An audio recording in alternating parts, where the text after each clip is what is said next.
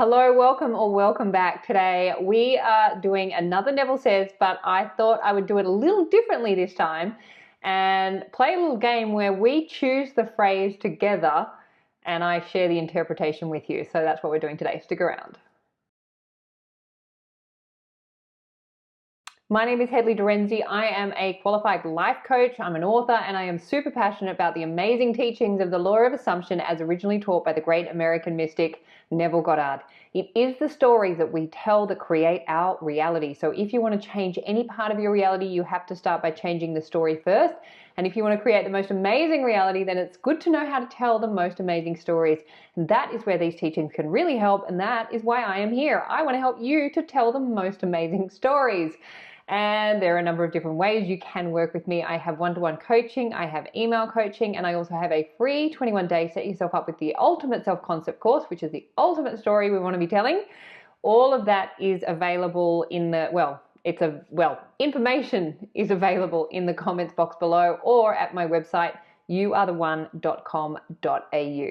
Okay, let's get into it. So today we are doing a Neville Says, but as I said in the intro, we're going to do it a little differently today, where we are going to choose the phrase together, and then I will just pick a paragraph from the page that we open up to, and I will share an interpretation about that. The reason I thought I'd do this video is because I haven't done a Neville Says in a while, and I've just had so much going on with moving and everything that I haven't even had time really to go back and do some reading of the complete reader, which I like to do on a regular basis because it just helps ground me into these teachings and remind me of just how powerful we truly are.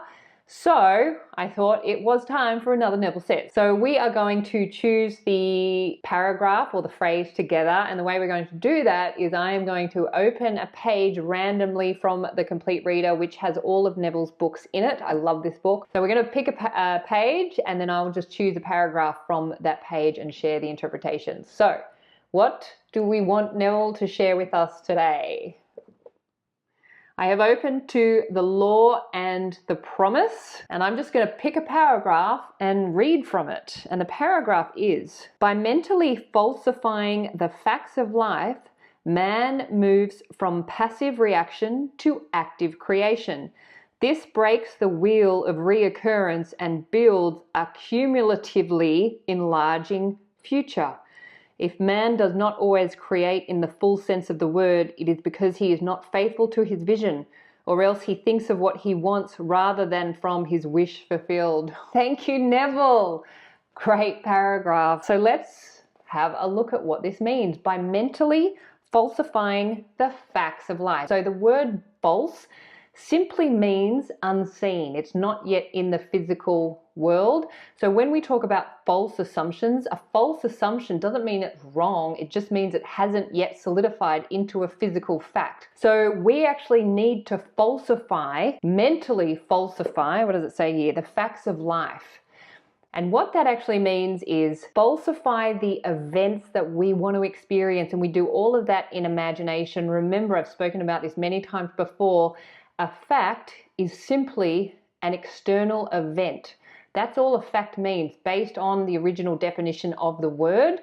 A fact is just an external event. And where does a fact come from? It comes from assumptions that are held in consciousness long enough to be solidified into facts or external events. So if you don't like the facts of your life, all you have to do is go in and change the assumptions in consciousness that are causing the facts to get outpictured in your reality. We have lost the original definition of the meaning false. It just means unseen, not yet physical. It's false. It's in our imagination. So falsify what it is that you want, meaning hold the vision in your imagination long enough for it to get to solidify. When you do that, man moves. Man just means manifestation. It's not a gender thing. It's just the physical expression of God as man, manifestation, moves from passive reaction to active creation.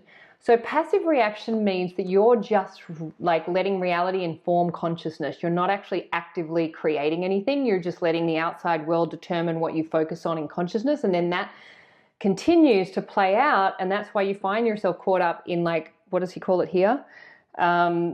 the wheel of reoccurrence, so patterns. So when you find yourself in a pattern, especially in relationships, it's just simply because you're letting your relationships inform your consciousness rather than actively creating them by falsifying the facts of life, falsifying your relationships in your imagination first long enough until they get pushed out and solidified and hardened in fact.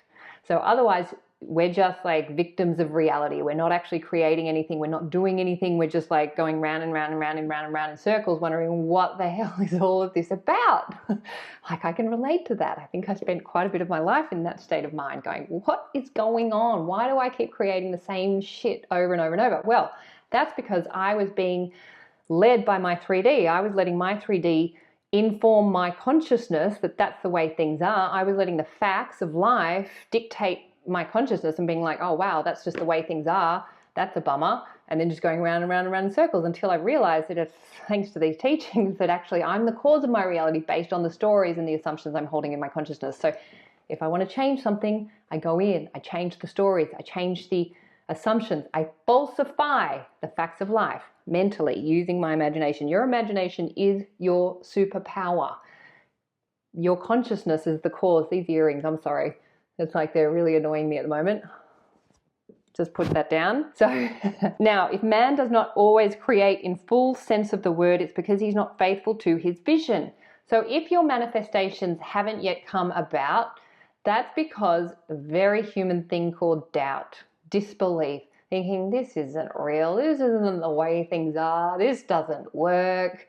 And then you're right back where you start. Well, you're not right back, but you're certainly delaying your manifestations from coming in, because remember, reality is it's not always a direct reflection, but it is a reflection of consciousness. And by that meaning, reality will reflect back the state of consciousness that you're holding. So if you're holding doubt to your vision, reality has to reflect that back. When you want to create an experience, a new experience in your reality, you have to be courageous enough and persistent enough to hold that false assumption in consciousness long enough for it to solidify. That's the game. That's where you really develop this manifesting muscle, is to, again, you're not really denying reality. I mean, you want to work with reality, but when you've accepted a reality as a state of consciousness that you've been holding, and then you can go, okay, that's not favorable, that's not what I want, I'm going to hold a new story. Then you hold the new story and you let reality catch up. Most of us don't give reality time to catch up. Like, I had to wait 5 months for my dream house. I didn't know that that was going to take 5 months, but I just knew, because I was living in the end of my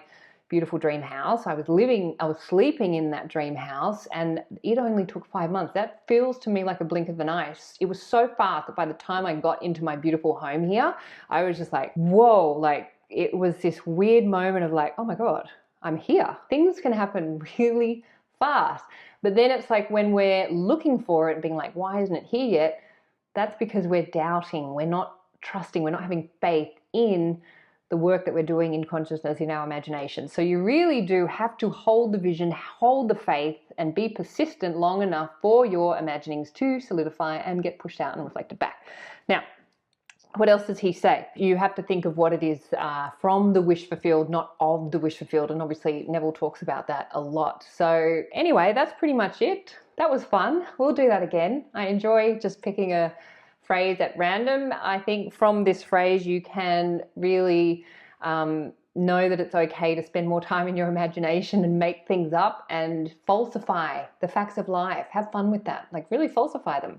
We have been taught that false is wrong. False is not wrong. False just means unseen. It's just not here yet. That's all false means. So falsify your assumptions, falsify the facts of life, hold to the vision, live in the end of already having what it is that you want, and give reality time to catch up and reflect it back. And then you will have everything that you want and more.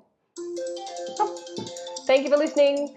I'll look forward to seeing you next time. Bye.